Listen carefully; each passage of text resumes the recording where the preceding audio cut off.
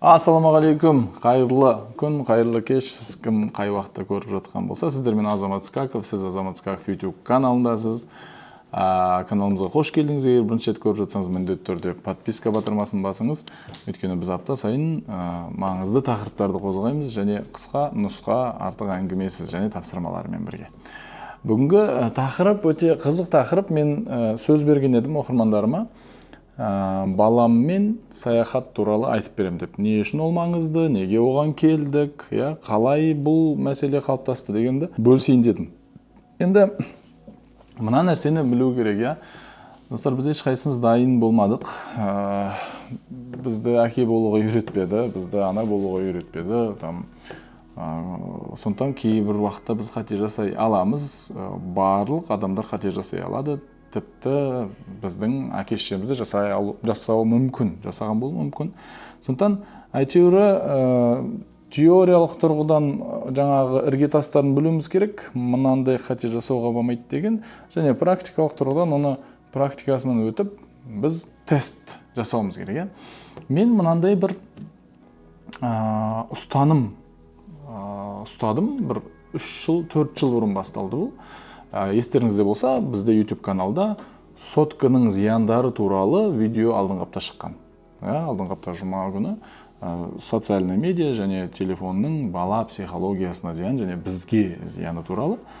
Енді ол мәселе Америкада бұрыннан зерттеліп қойған, өйткені оның жемісі ол жақта ертерек көрінді. Жеміс деп айтайын ба, жаңағы шіріп кеткен жемісі десек те болады, ертерек көрінді. Енді осы мәселе бізге де келе жатыр. Қазір біздің байқамай кейбір бала-шағамыз, өздері байқамай кейбір жасөспірім соткадан бастарын көтермейді. Кейбір кезде ересектер де солай. Қазір біз мынандай бір қызық статистика бар. 50-ден асқан кісілердің арасында TikTok-ты қолдану, тым асыра сілтеп қолдану туралы проблема анықталып жатыр қазір. Кейбір үйлерге барсаңыздар, кәдімгі үлкен кісілер TikTok көріп жатады, басын көтермейді. Енді мен осыдан 4 жыл бұрын ұлыммен келістім. Мен Эндрю Хюберманның, ағылшынша білетіндеріңіз, Эндрю Хюберманның осы туралы 2 подкасты бар, 2,5-3 сағаттан керемет нейробиолог, білесіздер, миымызге тікелей әсері туралы, сотканың, экранның, жаңағы контенттің. Мен соны көріп алам 4 жыл бұрын шамамен. Қатты шок болдым. Мәссаған, мен осыны жасап жатырма бала-шағама деп. Содан кейін үйге барамда бірден үлкен ұлыммен келсем. Жұрттан қалмайық деп iPhone ап бергенбіз.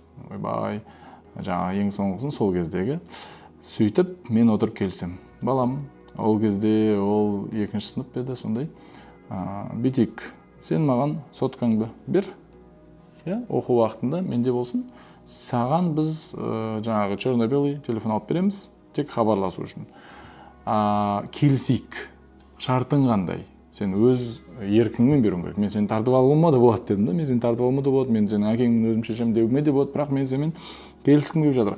Осы арқылы мен балама мынаны үйреткім келді. Келісуге болады деген ұғымды бергім келді. Кез келген адаммен келісуге болады. Ертең ол бала өскеннен кейін, қазір 4-ші сынып бітірді. Ертең ол балам өскеннен кейін бүйтіп ойлау керек. Мен әкеммен де келісе алатынмын. Әкем қарсы мәселелерді мен ортақ шешім шығара алатынмын. Басқа кісілермен мен келісе аламын деген ой болу керек деген менің теориям бойынша. Сөйтіп мен келістім онымен. Сөйтіп ол айтты, әке, мені Барселонаға апарасын және Мадридке апарасын деді. Шарт осындай деді. Мадридке баруымыз керек. Ол Реал Мадридтің несі, фанаты. Мен футболдан түк хабарым жоқ. Реал Мадридтің фанаты екен, сол жаңа Сантьяго Бернабеу стадионына барамыз, сосын Барселонаға барамыз да, Камп Ноуға барамыз. Содан кейін тағы бір шарт, BMW жаңа автокөлікпен жүруіміз керек деді. Жаңа жалға аламыз ғой. Жарайды, келістік. Балам маған телефонын берді, одан кейін қолданбады. Сөйтіп уақыт өтті. Биыл біз жақында, Инстаграмнан көрген шығарсыздар, жақында екеуміз барып қайттық. Енді мынау қағида өте маңызды. Мен оны бұрыннан айтам. Балаға қатысты анасына бала онсыз да байлаулы. 2 жасқа дейін тіпті физикалық тұрғыдан байлаулы. Сүт емеді, сосын жаңағы неді. 2-ден кейін анасына бәрібір қатты байлаулы. Жаңағы киімін береді, тамағын береді, тазалайды деген сияқты сондай. Енді байқасаңыздар, Жан Пиеженің теориясы бойынша байқасаңыздар бір 4-5-6 жастарында балалар әкесіне ауысқысы келеді. Мен жұмысқа, мен әкемен барамын дейді, әкемен барамын, әкең жұмысқа барады ғой, жұмыста отыра беремін, мен бара берейінші, қасында жүрсем болды деп кеткісі келеді. Қыз болсын, ол болсын бәрібір. Осы дәуірде мен бүйтіп айтамын, ата-аналарға, әсіресе әкесі бар болса әрине. Әсіресе әкесі баламен көбірек уақыт өткізу керек. Көбірек дегенім ол былай екен, психологиялық тұрғыдан әр баламен әкесі өте сапалы 20 минут өткізсе жеткілікті екен күнде. Енді бұл минимум әрине. 2 сағат өткізіңіз, 10 сағат өткізіңіз, күшті мүмкіндік болса әрине. Бірақ минимум 20 минут. Өте сапалы 20 минут. Неге өте сапалы 20 минут деген қалай ол? Былай бір қолыңызда телефон, бүйтіп қарап отырып, балам істей бер, ой, керемет деп емес. Телефон басқа жақта, телевизор ойнап тұрмау керек ана жерде, қосылып тұрмау, телевизор өшіп тұр, телефон білмеймін дыбыссыз болып ана жақта тұр. Екеуміз 20 минут көзбе-көз ойнауымыз керек, көзбе-көз сөйлесуіміз керек, көзбе-көз бір нәрсе талқыласақ болады, немесе бір нәрсе құрастырсақ болады деген сияқты, балаңыздың жасына байланысты. Осы болу керек, және мен айтам, аптасына кем дегенде бір рет еркектер күні болу керек, немесе әкесі мен қызының күні болу керек. Егер сізде ұл бала болса, біз аптасына бір рет еркектер күнін жасаймыз, ұлым мен екеуімен бөлек-бөлек еркектер күні деп атаймыз, біз олар оны жақсы көреді. Еркектер күнінде біз 2 немесе 3 сағат екеуміз ғана болып кетіп қаламыз. Ол әдетте жаңағы Мега немесе Достық Плаза, сол жаққа барамыз, жақсылап тамақ жейміз, өзінің қалаған тамағын жейміз. Жаңағы мамасы қасында жүрсе айтады ғой, жаңағы бургер жемегені жемегені, біз екеуміз болған кезде біз қалаған тамағымызды жейміз. Яғни балам қалаған тамақ жейміз. Одан кейін бір ойын ойнауымыз мүмкін барып, бір рет Counter-Strike ойнағанбыз, бір рет басқа бір нәрсе ойнағанбыз. Одан кейін алғысы келген бір барып ойыншығын немесе кітабын аламыз. Енді Құдайға шүкір, үлкен ұлым қазір ойыншық алғысы келмейді, кітап аламыз бірге, кіші ұлыммен әзірге ойыншық аламыз, Лего аламыз. Осы еркектер күні кем дегенде бір рет, мырзалар, аптасына кем дегенде бір рет. Егер бұны мырзалар естіп отпаған болса, ханымдар, күйеуіңізге айтыңыз. Аптасына бір рет, бір-ақ рет. Одан көп болса әрине күшті болар еді, бірақ енді өте занятой мырзалар бар шығар, жаңағы әлемді құтқарып жатқан деп айтамын ғой. Солғар аптасына кем дегенде бір рет осылай еркектер күнін жасау керек, немесе қызыңыз бар болса. Бұл менің ойымша ерекше маңызды. Менің әзірге 2 ұлым бар, әзірге қызым жоқ. Бірақ қыз бала әкесінің махаббатына тойып өсу керек. Енді асыра тойып өсу керек, андай қалай айтсам болады. Асыра сілтеп тойып өсу керек. Неге? Өйткені қыз баланың өміріндегі ең жақын еркек ол әкесі. Ең қатты жақсы көретін еркек ол әкесі. Әкесінен толық махаббатқа тойған болса, ол қыз өте өзіне сенімді болып өседі. Сосын өскеннен кейін ешқандай манипуляцияға берілмейді. Бірақ әкесінің махаббатына тоймаған, ата-анасының махаббатына мүлдем тоймаған қыз өздері де айтып жатады, неше түрлі оқиға бар. Жай ғана басқа бір еркектің жымиғанынан осы маған сол махаббатты береді деп ойлап қалдым дейді. Кезіндегі әкемнен алмаған махаббатты мен осыдан ала аламын деп ойлап қалдым дейді. Сонымен неше түрлі манипуляция, алдауларға тап болып жатыр. Сондықтан егерде қызыңыз бар болса, егерде сіздің қызыңыз бар болса, сіз міндетті түрде әке мен қыз күнін жасауыңыз керек. Аптасына кем дегенде бір күн. Сөйтіп, уақыт өткізу керек. Енді былай жүйелеп айтатын болсақ, еркектер күні бар, жеке, әр ұлыңызбен, әке мен қыз күні бар, әке мен қызыңыздың күні бар, және отбасы күні бар. Мынау бөлек, отбасы күн барлығы бірге. Бұл бәлкім біз бітеміз, жексенбі күні жаз айларында не істейміз, таңғы 6-да тауға шығып кетеміз, самаурынымызды алып, пешімізді алып, сол жаққа барып таңғы ас жасап, отбасымызбен сағат 9-ға дейін керемет уақыт өтеді. Аспай шайымызды ішеміз, жаңағы сол жерде ойынымызды ойнаймыз. Содан кейін сағат 9-да қалаға түсіп кетеміз қайтып. Одан кейін үйге келгеннен кейін ұйықтайтындар ұйықтайды, жұмысқа кетеді, мен сияқтылар. Сондықтан бұл мәселе өте маңызды, достар. Енді әрине аптасына кем дегенде 2 рет деп айтам, әйеліңізбен свидание болу керек. Егер бұны әйел адам көріп отырса, күйеуіңізге айтыңыз. 2 рет бала шағасыз мүмкін болса, бұған бірақ тереңірек бөлек видеода айтам. Енді біздің сапарға келейік. Сөйтіп мен балам екеумізге билет алдым Мадридке. Сонымен су жаңа BMW жалға алдық.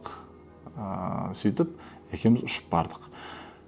Ұшаққа отыратын күні балам таңғы 4-те тұрып алды. Негізі біздің ұшақ таңғы 10-да еді. 4-те тұрып алды. Содан кейін ол ары жүрді, бері жүрді. Бір кезде әке, сен маған таңғы жаттығу жаса деп айтатын едің ғой, есіңде ме деп таңғы жаттығу жасады. Одан кейін киімдерін дайындады, ананы қатты дайындалды. Шынымен керемет дайындалды. Бұл түсінесіз бе, бұл баланың өмірінде қандай бір үлкен оқиға. Бұл Европаға бара жатыр. Мен өмірімде бірінші Европаға 25 жасында бардым. 25 жасында бардым, а бұл болса 10 жасында барып жатыр. Сөйтіп ұшаққа бардық. Енді әуежайдан бастап біз сөйлесе бастадық. Екеуміз ғана ғой өйткені. Екеуміз ғана ғой. Бір апта бойы. Сөйтіп мен баламды тани бастадым. Жаңағы асығыстығын, асығады ғой. Тезірек кірейікші, тезірек бүйтейікші, папа жүгірші, тез. Ана жерде адам тұрып алады, бүйтейік, сөйтейік деп. Мен айтамын, балам, асықпа, бәріміз бір ұшақпен ұшамыз. Бірақ асығуына да рұқсат беру керек, өйткені ол бала сіз сияқты, бүйтіп, парасатты ойлана алмауы мүмкін. Ол да жақсы. Енді мынандай нәрсе. Бір өте маңызды. Біз бір апта бойы екеуміз ғана сөйлесе алдық. Мен ұлымды таныдым, кәдімгідей. Мен үлкен ұлымның ірі денесі, ол сол мен ойлап қаптым, өсіп кетті деп. Сөйтсем, былай жеке қалған кезде әлі кішкентай екен. Мен соны түсіндім. Сосын екеуміз сөйлесе келе біраз нәрсені талқыладық. Ой өрісі кәдімгідей бұрынғы, білмеймін, менің ойымша менің 10 жасар кезімде үлкен сияқты. Сондай әңгімелер айтады, жоспарларын айтады, көшті, ұшаққа отырдық, тамағын жеді. Ұшақта мынандай нәрсе басталды. Әке, су сұрап берші дейді. Мен айттым, мен анау бір өлең бар еді ғой, папа вам не мама дегенше, тура сол сияқты. Мен айттым, сұрасайшы өзің дедім да. Әке, мен ағылшынша білмеймін ғой деді. Білесің ғой, судың ағылшынша салғанда water деді. Соның басасында water деп айтасың, онда тұрған не бар дедім. Ұялам мен бір нәрсе деді. Онда іше алмайсың дедім. Содан кейін отырды, бір кезде басты, стюардесса келді, су беріңізші деп ағылшынша айтты, сөйтіп анау су әкеп берді. Бұдан кейін менің балам үйреніп алды, қалаған уақытында. Басатта қалаған нәрсесін сұрайтын болды. Бұл менің бәлкім ананың ересек болуына бір қадам деп ойлаймын. Содан кейін ол оны үйренді, одан кейін жаңағы теледидардан кино көрді, үйтті. Сосын мен кітап оқып отырмын. Менің ұшақта кітап оқитын әдетім бар. Ол әдетке айналдырыңыз, керемет. Ұшақта кітап тез оқылады, және тез бітеді. Сөйтіп, оны да көріп отыр ұлым. Бұл өте үлкен бір нәрсеге алып келді, өйткені біз Европаға қондық, сөйтіп жаңағы көлігімізді алдық, керемет болып қонақ үйімізге келдік, сөйтіп орналастық.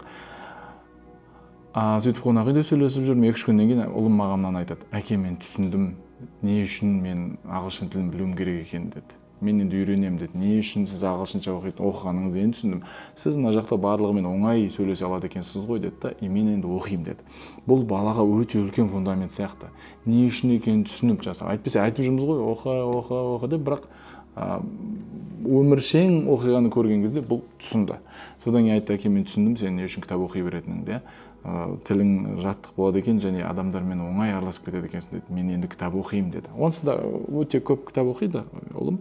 Сондықтан бұл шынайы өмірден алған сабағы болды оның.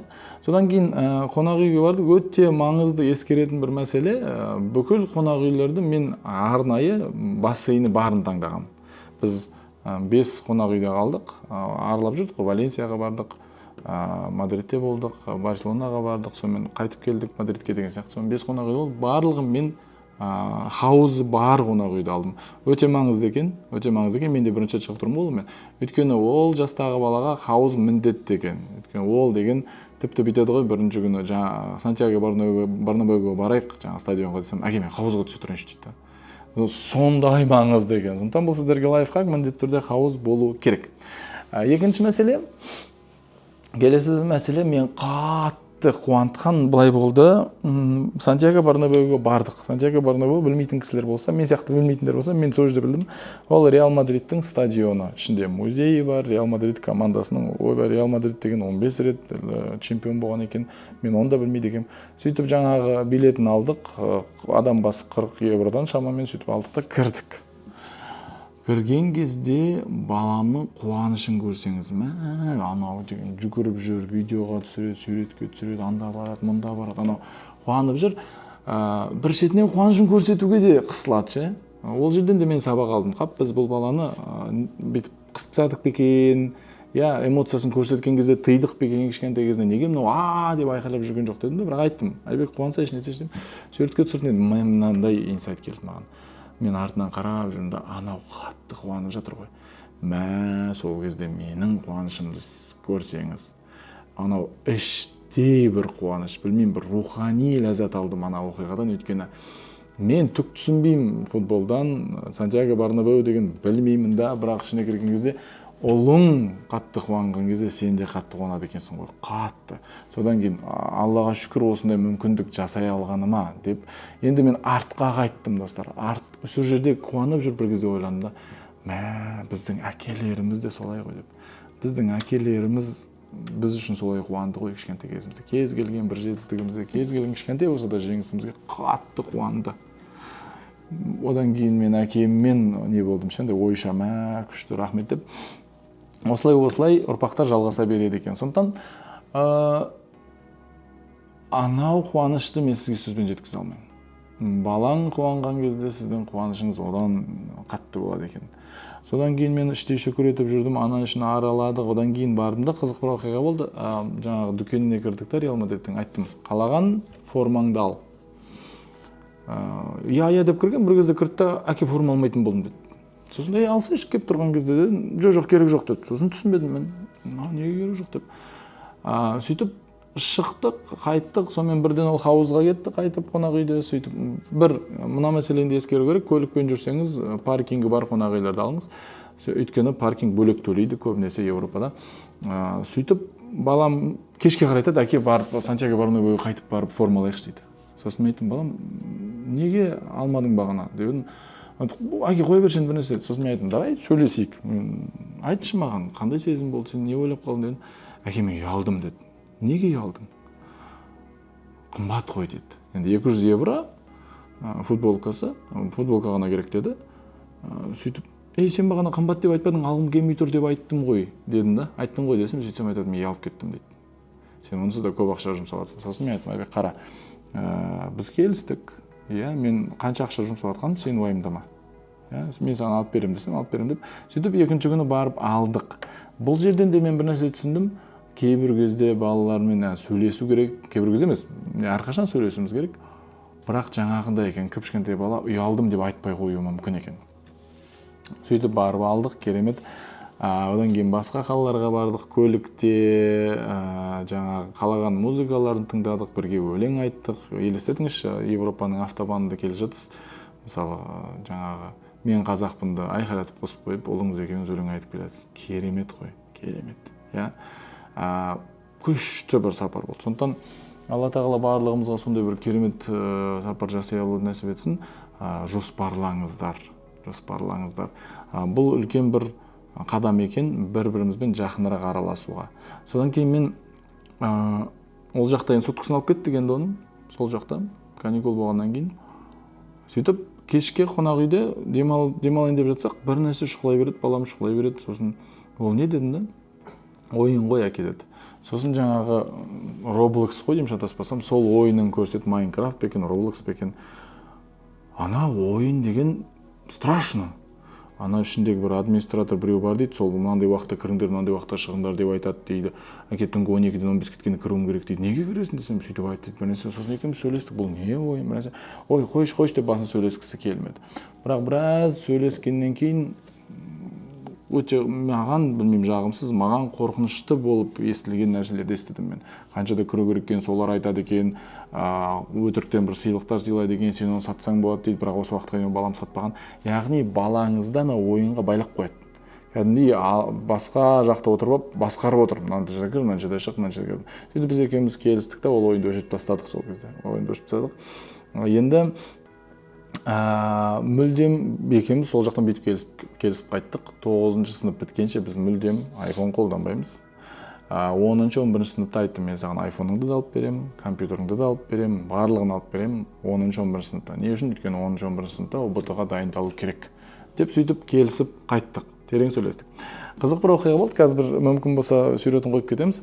Бірінші күні теңізге бардық, сөйтіп теңізден қайтып келдік, сонымен жаңағы шортыйы қарап қалсам неде жатыр, ваннада жатыр, су болып. Сосын мен өзімдікін жудым да жайып қойдым. Сөйтіп айттым, ананы көтере салсам болатын еді, бірақ мен бір сабақ бергім келді. Сөйтіп айттым, балам, шортыңды жайып қоймадың ба деді, қазір әке деді. Сосын соткасын шұқылап жатты, сосын тағы да бір рет айттым, балам, шортыңды жуып қоймадың ба дедім. Сосын қазір әке деді, сонымен тиіспедік, сол жерде су болып жатты. Таңертең оянды да, әке кеттік, теңізге кеттік деді. Сөйтіп теңізге баратын болып, мен айттым, кеттік дедім да, сөйтіп мен шортымды киіп алдым, құрғақ, таза.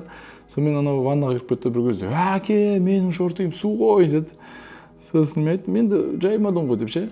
Мен бір сабақ бергім келді. Сосын ол, менің су болып тұр, қалай киемін деп нәрсе. Мен айттым, білмеймін. Содан кейін ол айтты, мен жыл су ағызып жылытып алды, сөйтіп кисең бәлкім ыңғайлы болады. Сөйтіп киді да, енді сол күні кешке келіпті, сөйтіп неге кіріп қалсам, ваннаға кіріп қалсам, шортыйын жуып, жайып қойған. Бұл баланың ересек болуына бір қадам сияқты. Сондықтан бұны да үйрету керек екен. Осындай бір естеліктер болды, керемет, маған ұнады, шынымен көмекші. Сосын жасаған әрекеттерін сол жерде асықпай талқылай алады екенсіз. Өйткені екеуіңіз ғана ғой, өйткені ешқайда асығып жатқан жоқсыз ғой. Мысалы, бір жерде асығып, картаны құлатып алып, тез жасаймын деп, мен айттым, тез жасаймын деп мазақ боласың. Сондықтан асықпа, әрқашан ойлан, бірінші есептеп ал, содан кейін әрекет еттің. Сонымен деді, білмеймін енді қаншалықты түсінгенін, бірақ дегенмен екеуміздің жеке бір қалалатын уақытымыз болды. Сондықтан әзірге менің осы бөліскім келген, менің есімде қалғандары, бұл маңызды екен, барлығыңыз сондай бір нәрсе жасауыңызды ұсынамын. Басқа мемлекет болуы мүмкін, қалаған мемлекет болуы, бірақ жеке қалып көру уақыты келмеді екен. Достар, бізде акция кітап сатып алып, Түркияға саяхат ұтып алуыңыз мүмкін, немесе кітап сатып алып iPhone 16 Pro ұтып алуыңыз мүмкін. Ол қандай акция? Сіздер білесіздер, менің Сен атты кітабым бар. 2023 жылы шыққан бестселлер атанған кітап және 2023-тің үздік кітабы номинациясын ұтып алған кітап. Сен кітабында біз нақты техникалармен бөлістік. Мидың жұмыс істеуі, әдеттер қалай қалыптастыруға болады, маған ұнамайтын әдеттен қалай құтылуға болады, жаңа әдеттерді қалай қалыптастыру керек, қандай әдеттерді қалыптастыру керек, спорт, қандай спортпен айналысу керек, қалай айналысу керек, не үшін айналысу керек, не үшін айналыспау керек, сондай да сәттер бар. Одан кейін менің миымның жұмысы, одан кейін не үшін жазу керек, қалай кітап оқу керек, жоспарды қалай құру керек деген тақырыптарды, тіпті қаншалықты су ішу керек деген мәселелерде мынау кітаптың ішінде қамтылған. Сондықтан өміріңіздің былай айтайыншы, жаңадан бастап бір жүйеге енгізу үшін Сен кітабы керемет кітап. Оған қоса біз қазір керемет акция жариялап жатырмыз. Екінші ол Мен кітабы 2024-те шықты. 2024-те бестселлер атанды және үздік кітап номинациясын ұтып алды.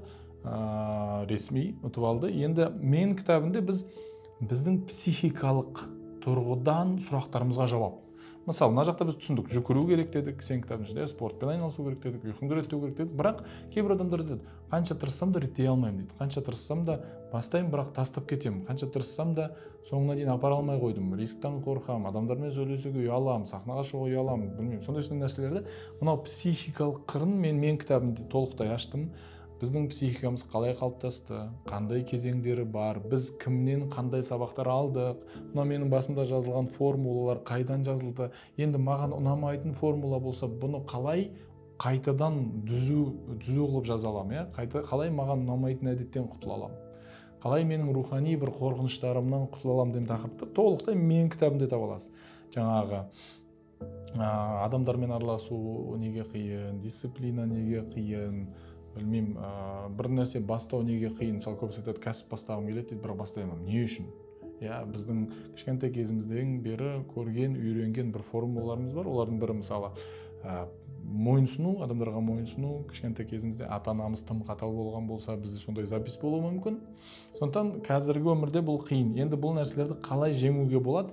Толықтай психика туралы қалай қалыптасты, қандай бөлімдері бар, қашан қалыптасты, оны қайтып жасауға бола ма, реніш, травма, блок установка деген бәрі менің кітабымның ішінде бар. Енді акция қандай? Достар, мына екі кітапты алған кісілерге біз сілтеме қалдырып кетеміз. Бір адамға Түркияға саяхат сыйлаймыз. Бір адамға iPhone 16 Pro сыйлаймыз. Бар жоғы кітапты алсаңыз болды, сатып алып, өміріңізге енгізсеңіз күшті болады, барлығын оқып, өміріңізге енгізсеңіз. Енді онымен шектелмей, біз осы екі кітапты алған кісілердің ішіне барлығына 14 түрлі курс береміз. Қандай курстар? Мына кітаптар толықтыратын курстар, ұйқы туралы курстар, жазылған видео сабақтар, жоспарлау туралы курстар, видео сабақтар, самокоучинг деген керемет бір курс бар. Менің жаңағы әдеттерімді тауып, оны былай айтқанда кодты дұрыстап жазу, жаңағы қорқынышты жеңу, жаттанды әлсіздік деген сияқты күшті 14 курс бар, сіздің өміріңізге точно пайдасы тигізеді. Және бұл курстар кезінде шынымен де ақшаға сатылған, барлығын қосқан кезде сомасы 1.280.000 теңге болды. Сол курстарды біз қазір тегін береміз. Бар жоғы мына екі кітап алу керек. Сілтемемен біз сілтеме қалдырып кетеміз. Сізге курс кітаппен бірге келеді. 30 ойына автоматты түрде тіркелген боласыз біздің Каспи дүкенде. Сондықтан іске сәт.